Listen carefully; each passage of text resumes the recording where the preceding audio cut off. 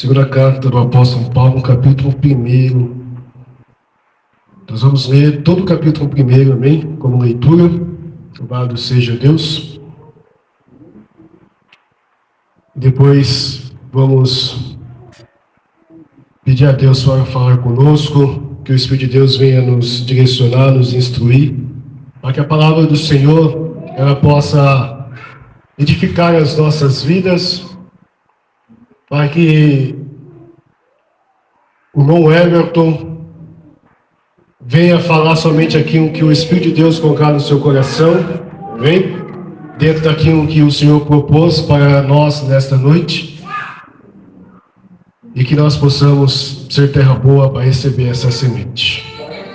Quem encontrou diz amém. Alguém não encontrou, diga eu. Carta do apóstolo Paulo, a segunda carta, a segunda epístola do apóstolo Paulo a Timóteo, capítulo 1. Vamos ver, queridos. Diz assim: Paulo, apóstolo de Jesus Cristo, pela vontade de Deus, segundo a promessa da vida que está em Cristo Jesus, a Timóteo, meu amado filho, graça, misericórdia e paz, da parte de Deus Pai e da de Cristo Jesus, Senhor nosso. Versículo 3. Dou graças a Deus, a quem, desde os meus antepassados, sirvo com uma consciência pura, porque sem cessar faço memória de ti nas minhas orações, noite e dia, desejando muito ver-te, lembrando-me das tuas lágrimas, para me encher de gozo ou de alegria, trazendo à memória a fé não fingida que em ti há, a qual habitou primeiro em tua avó, Loide, e em tua mãe, Eunice, e estou certo de que também habita em ti. Por este motivo, te lembro que despertes o dom de Deus que existe em ti pela imposição das minhas mãos. Porque Deus não nos deu o espírito de temor, mas de fortaleza, e de amor e de moderação. Portanto, não te envergonhes do testemunho de nosso Senhor, nem de mim, que sou prisioneiro seu. Antes, participa das aflições do Evangelho, segundo o poder de Deus, que nos salvou e chamou com uma santa vocação, não segundo as nossas obras, mas segundo o seu próprio propósito e graça, que nos foi dada em Cristo Jesus antes dos tempos dos séculos, e que é manifesta agora pela aparição de nosso Salvador, Jesus Cristo, o qual aboliu a morte e trouxe à luz a vida e a incorrupção pelo Evangelho, para o que foi constituído pregador e apóstolo e doutor dos gentios, por cuja causa padeço também isto, mas não me envergonho, porque eu sei em quem tenho crido, e estou certo de que é poderoso para guardar o meu depósito até aquele dia. Versículo 13. Conserva o modelo das sãs palavras que de mim tens ouvido, na fé e no amor que há em Cristo Jesus. Guarda o bom depósito pelo Espírito Santo que habita em nós. Bem sabes isto, que os que estão na Ásia, todos se apartaram de mim, entre os quais foram Figelo e Hermógenes, O Senhor conceda misericórdia à casa de Onesíforo, porque muitas vezes me reanimou, recreou, e não se envergonhou das minhas cadeias. Antes, vindo ele a Roma, com muito cuidado, me procurou e me achou. O Senhor lhe conceda que naquele dia ache misericórdia diante do Senhor. E quanto me ajudou em Éfeso, melhor o sabes tu. Amém, queridos? Pode se assentar. Louvado seja Deus. Se você puder manter a sua Bíblia aberta, é importante que você mantenha a palavra de Deus aberta. Louvado seja Deus.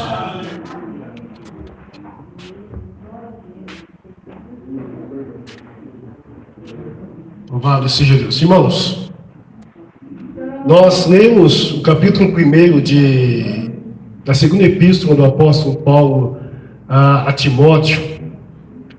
Essa carta que Paulo manda a Timóteo é a última carta que ele escreve antes de ser executado e parte para o Senhor. Nós já conhecemos a história de Paulo, né? O quanto foi perseguidor da igreja de Deus. E quando o Senhor apareceu a ele no caminho de Damasco, quando ele estava com carta do sumo sacerdote para perseguir a igreja do Senhor ali em Damasco, prendê-los, se possível, for matá-los, mas o Senhor apareceu a Paulo no caminho. E ali nós vemos uma transformação muito grande na vida de Saulo, que era o seu nome judeu, que passou a usar o seu nome romano, porque tinha cidadania romana, de Paulo. Louvado seja Deus. E Deus faz uma obra maravilhosa na vida de Paulo, que começa a pregar o evangelho de Jesus Cristo aos gentios, ou seja, as pessoas, as nações que não eram de Israel, que não tinha a linhagem de Abraão. Então ele começa a mostrar o evangelho de Jesus. Ele é preso, depois de alguns anos, ou muitos anos, em Jerusalém, pelos judeus, é levado para Cesareia. Ele apela para César, porque ele tinha cidadania romana, vai preso, né? Há um naufrágio do navio, Deus os socorre todos que estão com ele naquele navio. Nós vemos isso no livro de Atos dos Apóstolos. E quando Paulo chega em Roma, ele passa pelo seu primeiro julgamento, onde ele é absolvido no seu primeiro julgamento. Ele é absolvido. E volta para a Ásia para ministrar a palavra de Deus, confortar os irmãos, e confirmar, pregar o evangelho. Nesse período, Nero, que era o imperador de Roma, coloca fogo na cidade de Roma. Para quê? Para ele reconstruir a cidade e ganhar o quê? Uma popularidade com as pessoas ali de Roma, com o império. Mas ele precisava de um bode expiatório, precisava de um culpado. O cristianismo estava crescendo de maneira avassaladora dentro do império. Então ele olha para o cristianismo, olha para o líder dos cristãos, que no caso era Paulo, o maior pregador dos gentios, e diabolicamente pensa: vou colocar a culpa nos cristãos. Daí passa a ter as maiores perseguições que a igreja cristã já teve. Isso vai até o ano 300 da era cristã, onde muitos dos nossos irmãos foram queimados vivos, foram lançados para as feras no Coliseu Romano, para serem devorados. Mas Deus sempre foi com a sua igreja. Deus sempre foi. Meus queridos, nós vemos essa epístola que Paulo escreve, então é a última carta que Paulo escreve em vida, antes de partir para o Senhor, dando as orientações para o seu filho na fé, Timóteo. Louvado seja Deus. Nós estamos vivendo, como coloquei aí no texto que vocês estão em mãos, estamos vivendo tempos difíceis, muito difíceis, onde os valores judaicos cristãos, eles sofrem ataques diariamente. Ataques esses que são orquestrados por influenciadores, agentes anticristãos, que manipula uma geração para se voltarem contra Deus. Mas nós, chamados pelo Senhor Jesus, para sermos luz do mundo, sal da terra. Precisamos buscar a Deus, ou buscar em Deus, a sabedoria para instruirmos os nossos filhos, a nossa família, os nossos irmãos congregados, para pregar a palavra de Deus, com as verdades das Escrituras Sagradas, para que a família, instituição criada por Deus, seja a base para a formação de uma sociedade temente a Deus. Sermos influência para gerações e não sermos influenciados. Nós temos que ser influência. Ser influenciado não. Temos que influenciar. Nem moldados por esse sistema corrupto, contrário a tudo que acreditamos e vivemos segundo a fé em Jesus. Se nós lemos o capítulo 12 da carta de Paulo aos Romanos, capítulo 12 da carta de Paulo aos Romanos, nós vamos ver Paulo exortando a igreja, a nós, discípulos do Senhor, dizendo: rogo-vos, pois, irmãos, pela compaixão de Deus, que apresenteis o vosso corpo em sacrifício vivo, santo e agradável a Deus, que é o vosso culto racional. E não vos conformeis com este mundo, ou seja, não se amoldem a este mundo. Antes, transformai-vos pela renovação do vosso entendimento, para que experimenteis qual seja a boa, agradável e perfeita vontade de Deus.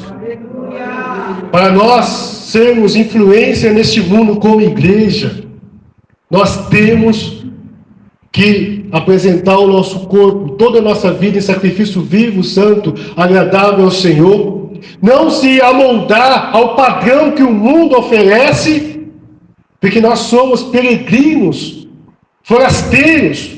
Então nós não temos que estar no padrão do mundo. Nosso padrão está aqui nas Escrituras Sagradas, para nós entendermos qual que é a boa, perfeita e agradável vontade de Deus.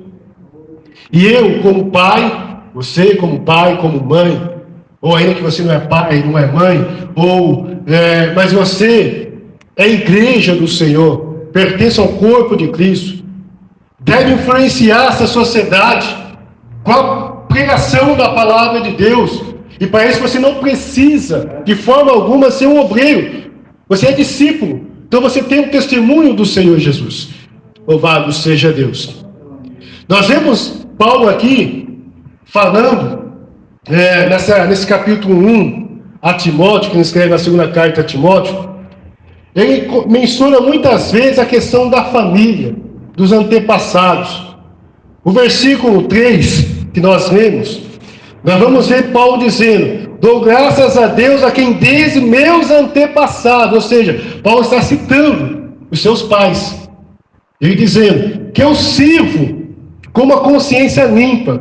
Ele está citando o que? Eu tive instrução dos meus pais, ainda que dentro do judaísmo, mas eu tive instrução dos meus pais para servir a Deus com uma consciência limpa, pura.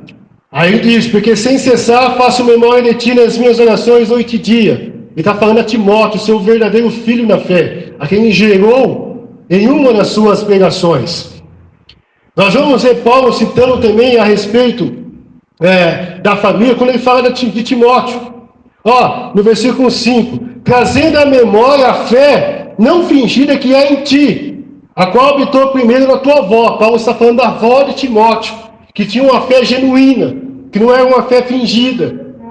E depois da tua mãe.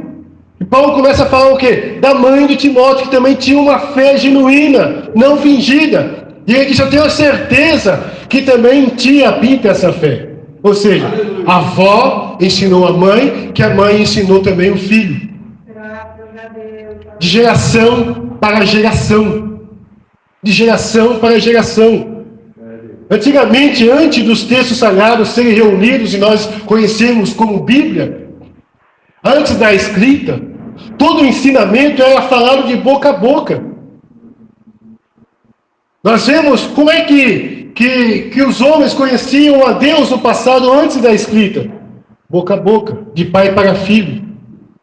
Como é que a promessa de uma terra prometida chegou à nação de Israel, ao povo judeu que estava escravo no Egito? Boca a boca, de pai para filho, de geração para geração, falando do Deus Criador, do Deus de Abraão, do Deus de Isaac, do Deus de Jacó, do Deus de Israel, do Deus que fez promessas para eles. E eles acreditavam, eles davam ouvido à instrução do seu pai, da sua mãe, e criam naquilo, e guardavam aquela palavra. E quando saíram do Egito, com as poderosas mãos de Deus, o Senhor instruiu também a nação de Israel para guardar os mandamentos. Moisés já começa a compilar toda a história da humanidade ali, desde a criação, e também a história de Abraão, Isaac e Jacó, a história no Egito, como Deus operou maravilhas. Então, Moisés começa a escrever os mandamentos do Senhor. E um dos conselhos que Deus dá para aquela geração que está no deserto, nós vemos no livro de Deuteronômio, no capítulo 11, versículo 18 e 19, o Senhor dizendo: ponde, pois, essas minhas palavras no vosso coração e na vossa alma, e atai-as por sinal na vossa mão, para que estejam por testemunha entre os vossos olhos. Olha o conselho. E ensinai a vossos filhos, falando delas assentados em tua casa, e andando pelo caminho, e deitando-te e levantando-te. Está vendo? Deus estava orientando aquela geração para instruir os seus filhos. Olha, coloca na mão, para que você se lembre: amarás o Senhor teu Deus sobre todas as coisas, com toda a tua força, com toda a tua alma, não terá outros deuses além diante de mim, amarás o teu próximo a ti mesmo. Todos os instrumentos, todas as instruções tinham que estar memorizados pelos filhos de Israel. E isso era a responsabilidade dos pais para instruir, da mãe para instruir, dos anciões para instruir, daqueles que eram auxiliares ali de Moisés e depois se tornaram escribas, os levitas, tinham que instruir o povo. Instruir o povo conforme a palavra de Deus. Essa é a preocupação de Deus, a orientação de Deus. E nós vemos na carta de Paulo a Timóteo, a qual nós lemos, que Paulo começa a mencionar os seus antepassados, os antepassados de Timóteo, e também a descendência de Jesus, como nós vemos no capítulo 2, no versículo 8. Louvado seja Deus. Paulo dizendo: lembra-te de que Jesus Cristo, que é da descendência de Davi. Ou seja, Paulo está dizendo: olha, Jesus também teve uma descendência. Você é responsável pela geração que está chegando e aquela que há de vir, para que ela não esteja enquadrada no capítulo 3 que Paulo escreve aqui a Timóteo, onde ele mostra a característica de homens maus, sem temor a Deus, desobedientes a pais e mães, presunçosos, traidores, obstinados, amantes de si mesmo, mas que ela seja uma geração temente ao Senhor e tenha conhecimento da palavra de Deus. Nós estamos vivendo um tempo onde as pessoas combatem contra a palavra de Deus, irmãos. Combatem contra as verdades da palavra do Senhor. Onde as pessoas querem simplesmente influenciar para querer mudar as Escrituras, para reescrever a Bíblia Sagrada, para dizer que não se pode julgar. É claro, nós não fomos colocados como juízes deste mundo, mas fomos colocados como pregadores, como baluartes, como mensageiros do Senhor, como representantes do céu, como Paulo escreve aos irmãos de Coríntios, dizendo que somos embaixadores da parte de Deus. E como embaixadores temos que mostrar essa verdade da palavra de Deus. E o que é errado é errado. O que é pecado é pecado. Ainda que essa sociedade construa leis dizendo que não é aceitável, ainda que líderes cristãos, evangélicos, que estão se apostatando, queiram mudar a palavra de Deus, nós temos que preservar aquilo que aprendemos dentro da palavra de Deus, guardando a fé, guardando essas escrituras, para que não sejamos persuadidos e enganados por essa geração que está aí fora, contrária ao Senhor. Paulo tinha essa preocupação com Timóteo e com os irmãos, a qual o Timóteo ia usar essa carta para instruir também a igreja, e chegou até nós, porque é importantíssimo. Então nós vemos Paulo falar sobre 4 assuntos nesse capítulo 1 da segunda carta a Timóteo. Nós vemos Paulo falar sobre coragem, no versículo 7 do capítulo 1. Nós vamos ver Paulo falar sobre a convicção, no versículo 8, sobre a graça, no versículo 9 e 10, e sobre a esperança, no versículo 12. O versículo 7 nós vemos, porque Deus não nos deu o espírito de temor, mas de fortaleza, e de amor, e de moderação. Caminhar na contramão dessa geração requer ousadia e coragem. Ser diferente nesse mundo, no meio dessa sociedade corrompida, distante da vontade de Deus, tem que ter coragem, tem que ter ousadia. Mas Paulo está dizendo que Deus não nos deu o espírito de medo, porque o Senhor não é conosco. Aonde colocarmos a planta de nossos pés, o Senhor será conosco. Graças a Deus, aleluia. Paulo continua dizendo aqui nesse capítulo 1, versículo 7, que Deus nos deu o Espírito, Deus nos deu fortaleza, porque Ele é conosco, Ele é a nossa força, Ele é a nossa rocha. Amor, porque ainda que nós andamos contrário a essa sociedade, nada do que nós fazemos, se não for por amor, é em vão. Se tivermos todos os dons, falarmos em línguas, profetizarmos, ou queimarmos o nosso corpo e dermos a cinza para ser vendida e dar o dinheiro aos pobres, se não tivermos amor, nada adianta. Nada adianta. Porque se amarmos a Deus como nós amamos a Deus acima de todas as coisas, ao próximo como a nós mesmos, nisso resume toda a lei. É o que Paulo fala no capítulo 13 de aos Romanos. O amor resume a lei. E de moderação, ou seja, equilíbrio. O equilíbrio que nós vemos, no capítulo 11 de Isaías, nós vamos entender o que Jesus fez, sendo homem, sendo Deus, pregando o reino de Deus, mas Jesus tinha o equilíbrio. 11 de Isaías, rapidinho. Diz assim no versículo 3: E deleitar-se-á no temor do Senhor, e não julgará segundo a vista dos seus olhos, nem repreenderá segundo o ouvido dos seus ouvidos. Isso é equilíbrio. É você ter a palavra da verdade nas suas mãos, na sua boca, é falar a verdade, é pregar, mas ser equilibrado. Ter amor. Ser equilibrado é não julgar segundo a vista dos seus olhos ou ouvir dos seus ouvidos. É fazer o que Jesus fez com aquela mulher adúltera, que a lei dizia: apedreja. E os fariseus estavam lá, os sacerdotes, tem que apedrejar. O que você diz?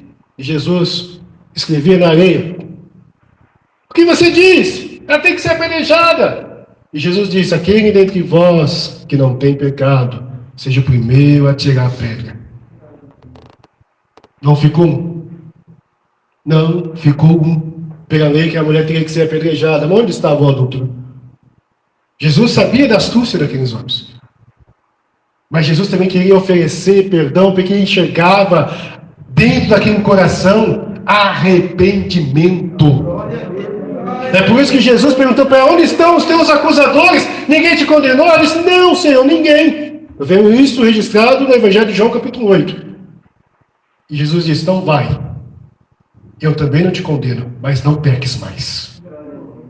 Jesus perdoou, mostrando o equilíbrio, porque não usou a lei para condenar a mulher, mas usou a sua graça para alcançá-la.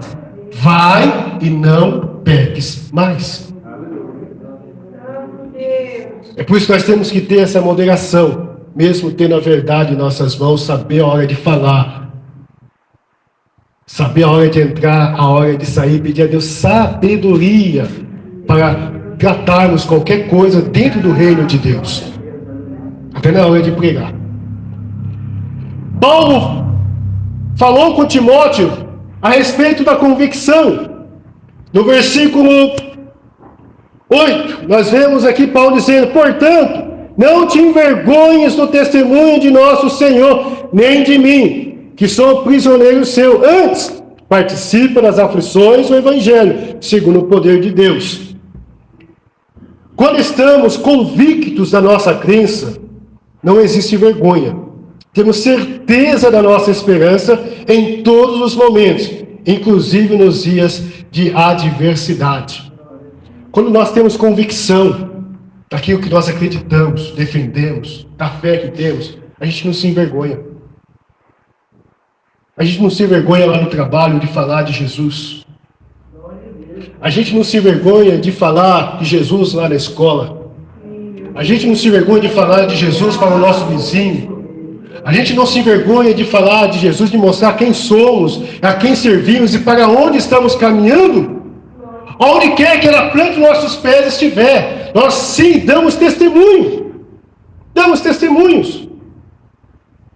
Certa feita eu estava trabalhando numa empresa e o Senhor me impulsionou para levantar no meio do refeitório e pregar a palavra de Deus. E eu comecei a pregar e falar do amor de Deus, falar do arrependimento, falar sobre Jesus. Preguei a palavra de Deus no hora de almoço. Quando voltamos para a sessão, eu conheci pelo menos uns 5 crentes que disse que também era crente, e até então, depois de 2 anos de empresa, eu não sabia que eram crentes. E eles disseram para mim: eu também sou. Eu falei: mas é mesmo? Nossa, eu nem sabia. Eu falei: eu ouvi a sua pregação. Ou seja, a pregação acabou motivando eles a também a não se envergonhar do testemunho de nosso Senhor. Aleluia. Não devemos ter vergonha do testemunho de Cristo. Nós somos responsáveis, irmãos, para a geração que está chegando. Se nós se envergonharmos, não mostrarmos a verdade, não mostrarmos a palavra de Deus, o que será dessa geração? Se hoje já está difícil, já são contrários a Deus, já querem mudar a Bíblia, já querem dizer que pecado já não é mais pecado, o que será se nós se envergonharmos do testemunho de Jesus? Não envergonhes do testemunho do Senhor, nem de mim. Paulo fala: não se envergonhe nem de mim, porque eu estou aqui preso por causa da palavra. Eu tenho vergonha. Tenha convicção da sua fé. Você precisa estar convicto daquilo que você é. Se você tem dúvida, é perigoso a dúvida. Tudo que não é pela fé é pecado. É pela fé que você segue ao Senhor. Você não pode ter dúvida de que você é um servo, uma serva do Senhor, de que você vai morar no céu, de que a salvação chegará até você. Você não pode ter essa dúvida, tem que ter convicção. Sou crente? Sou. Sou. Você é crente? Sou. Você é cristão? Sou. Você serve a Deus? Sirvo. Não ter vergonha, porque muitos se escondem. Você é evangélico? Não, sou não. Sou não. Sou. Não adianta esconder. Uma luz não se esconde, irmãos.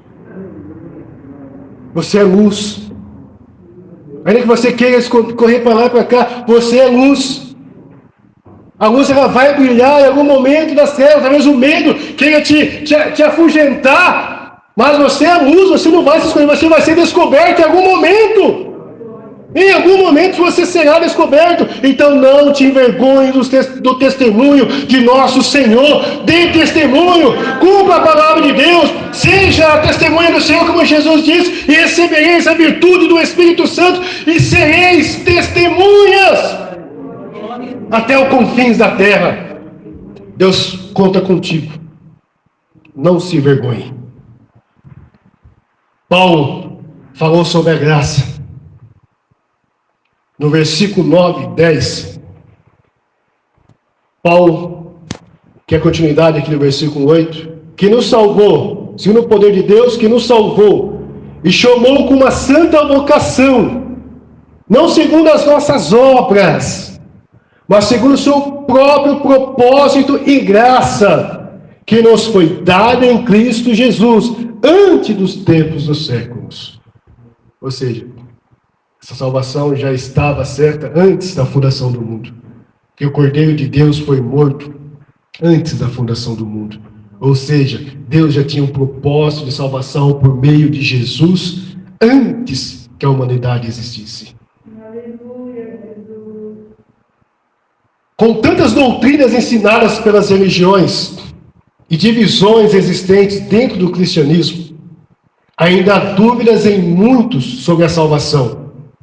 A religiosidade hipócrita tem fechado as portas dos céus para muitos, colocando fardos pesados sobre os lombos de outros, fazendo nulo o sacrifício de Jesus no Calvário, que nos salvou e chamou com uma santa vocação, como nós vemos, não segundo as nossas obras. Quando a igreja ela foi constituída ali em Jerusalém, os irmãos da Judéia seguiam a lei de Moisés, e todos aqueles que queriam entrar na igreja, queriam ser participantes da igreja, teriam que seguir os ritos mosaicos, teriam que ir ao templo para oferecer ali o seu sacrifício, raspar a cabeça como voto, cumprir toda a lei de Moisés, se quisesse ser participante da igreja. Quando Deus levantou Paulo, começa a pregar aos gentios, Paulo disse: opa, vocês não podem colocar esse fardo pesado sobre esses gentios, porque eles não são judeus. O Senhor nos libertou. Se nós lemos a carta de Paulo aos Gálatas, vocês vão compreender isso. O Senhor nos deu a liberdade, nos libertou para que não viemos seguir esses ritos mosaicos. E houve uma discussão muito grande no concílio de Jerusalém, que nós vemos em Atos 15. Houve uma discussão muito grande, porque Paulo pregava a liberdade em Cristo aos gentios.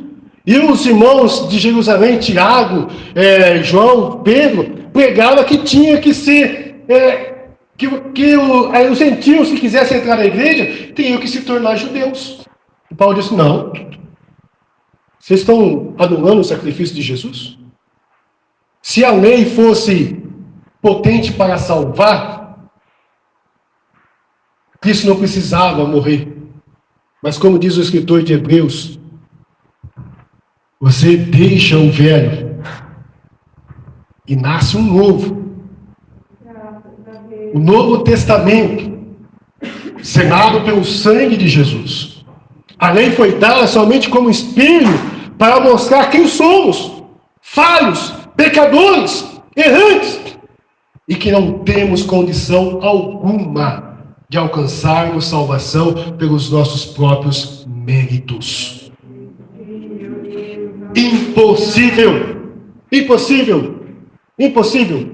É por isso que Jesus veio, morreu na cruz e nos deu essa graça, que quer dizer favor imerecido. Eu não mereço, você não merece, nenhum de nós merecemos. Se nós acharmos porque somos isso ou aquilo, ou temos isso ou aquilo, ou fazemos isso ou aquilo, temos, irmãos, e vamos para o céu, estamos perdidos. Paulo disse: para que ninguém se glorie. Capítulo 2, versículo 8 de aos Efésios, Paulo explica bem: pela graça sois salvos mediante a fé em Jesus. Isso não vem de vós, é dom de Deus, é um presente de Deus para a humanidade, para todos aqueles que creem. Para que ninguém venha se gloriar, para que ninguém venha dizer: ah, eu estou aqui no céu, porque eu sou bom, eu fiz isso, fiz aquilo. Não. Você esteve aqui, você está aqui no céu, você veio para o céu, porque Jesus morreu na cruz do Calvário e te justificou diante de Deus. Justificação pela fé. Essa graça, esse favor imerecido. Precisamos continuar mostrando isso, para que a religiosidade não venha colocar fardos pesados, como a igreja de Jerusalém, como a igreja cristã na Idade Média, que tinha os seus dogmas, que precisava oferecer tantas coisas e dar as indulgências para alcançar o perdão, a salvação, um lugar no céu.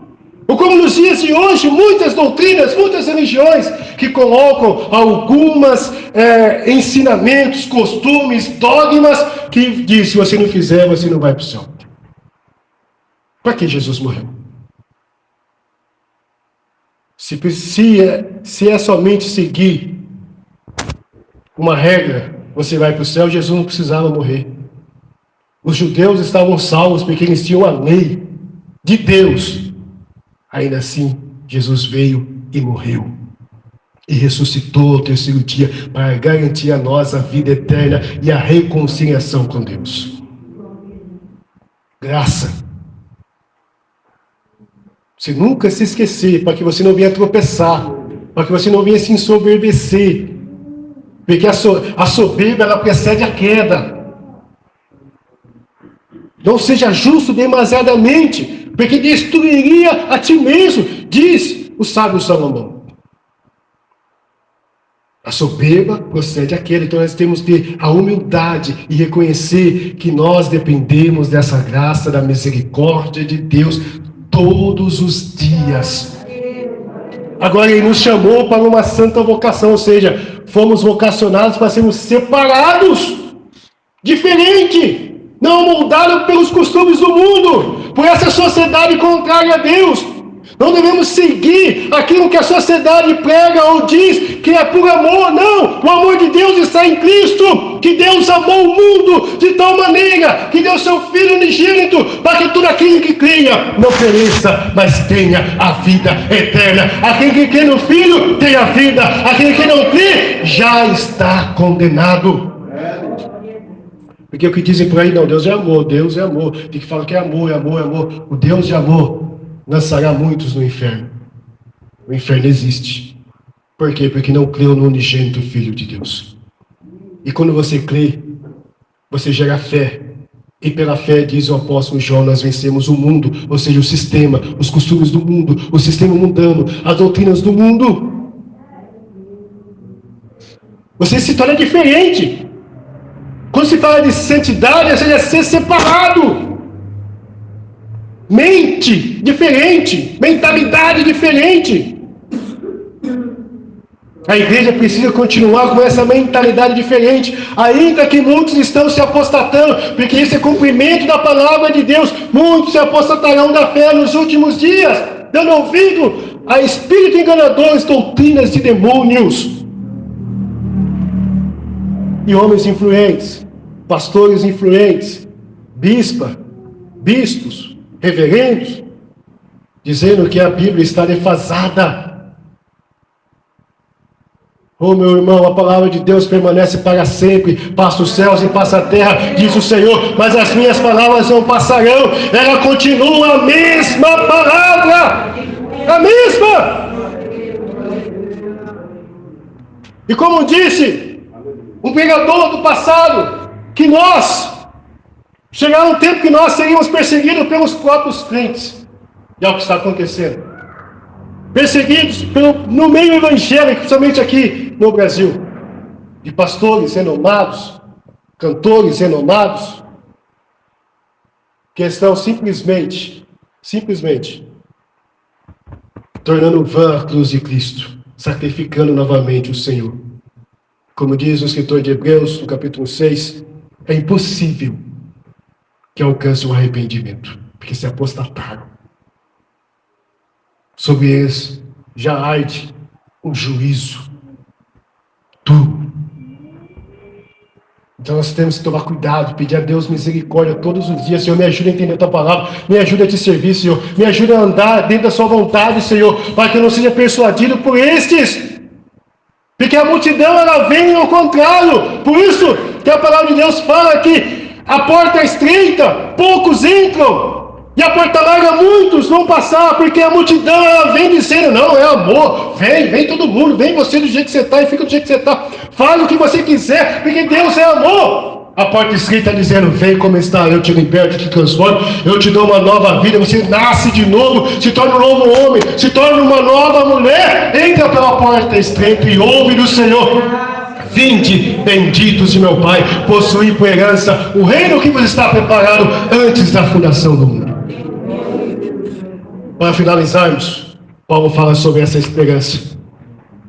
O versículo 12, Paulo diz: por cuja causa padeço também isto, mas não me envergonho, porque eu sei em quem tenho crido, esperança.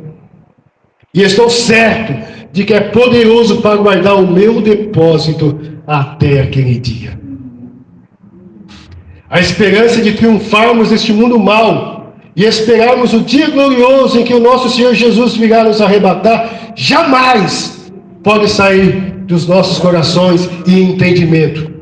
Sabendo ao certo de que o Senhor Jesus nos ajuda, pelo poder do Espírito Santo, a caminharmos em santidade, servindo ao Senhor, combatendo o bom combate e guardando a fé. Por isso que ele diz: porque eu sei em quem tenho crido, estou certo de que é poderoso para guardar o meu depósito até aquele grande dia. Aquele dia, até aquele dia. Que dia? Dia da salvação, dia do arrebatamento, o dia que o Senhor vai chamar a sua igreja, o dia que o Senhor vai ressuscitar aqueles que dormiram no Senhor e serem transformados num corpo incorruptível. E nós, os que estivermos vivos, também seremos transformados juntamente com Ele, seremos arrebatados e levados para o céu para estarmos com o Senhor para sempre. Isto é esperança. Nós não vivemos uma religião vã, porque se nós servirmos a Cristo, ou esperamos Jesus somente para essa vida, se temos esperança em Jesus, como disse Paulo na sua primeira carta aos Coríntios, no capítulo 15, versículo 19, se esperamos Jesus, se temos esperança em Jesus só para essa vida, somos os mais miseráveis de todos os homens. A Bíblia judaica escreve esse texto dizendo: somos os mais dignos de lástima de todos os homens.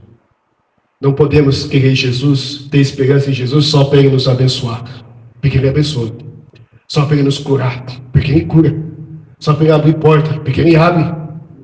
Só para Ele nos dar vitória, porque Ele dá a vitória. Somos mais do que vencedores por aquele que nos amou.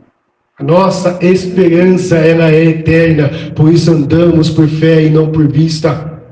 Se você guardar essa esperança, Deus vai te fazer triunfar. Se Deus abrir a porta, você continua caminhando. Se Deus não abrir, você continua caminhando. Se Deus te curar, você continua caminhando. Se Deus não te curar, você continua caminhando em Cristo Jesus, na fé em Jesus, para herdar a vida eterna, irmãos. Pois o dia da salvação está mais perto do que o dia que nós entregamos a nossa vida para o Senhor. Por isso temos que ter o capacete da esperança da salvação, conforme Tessalonicenses 5:8. Capacete da esperança da salvação. Coloca o capacete, quando vem a seta do maligno, bate. Opa, eu tenho esperança. O diabo fala: vem com a seta, desiste da fé, desiste de caminhar, desiste de servir a Deus. Eu tenho esperança. Eu sei que meu Redentor vive. Eu sei que Ele vai voltar. Eu sei que serei arrebatado. Eu sei que vou morar no céu, onde não haverá mais morte, onde não haverá mais dor, onde não haverá mais lágrima, onde o luto não vai passar, onde nós seremos transformados e viveremos com o Senhor para sempre. Para sempre. Esperança. Que você possa transmitir essa esperança à sua casa, à sua família, àqueles que estão à sua volta, para essa geração, para que eles também tenham esperança, porque ainda que o homem mude a palavra, pode mudar o texto, mas a palavra, ela continua eterna. Ela continua viva e eficaz, como espada de 2 gumes, mais penetrante, apta para discernir os pensamentos e intenções do coração. Ela não muda. Podem queimar o papel, como queimaram muitas Bíblias já em alguns lugares, pela história da humanidade. Mas a palavra de Deus continua viva e poderosa. Seja um baluarte dessa esperança, meus irmãos, para ensinar a sua geração, a geração que está por vir, até que Jesus venha nos arrebatar, sejamos luz deste mundo e sal da terra. Que Deus nos abençoe, que o Espírito de Deus continue a falar mais em vossos corações.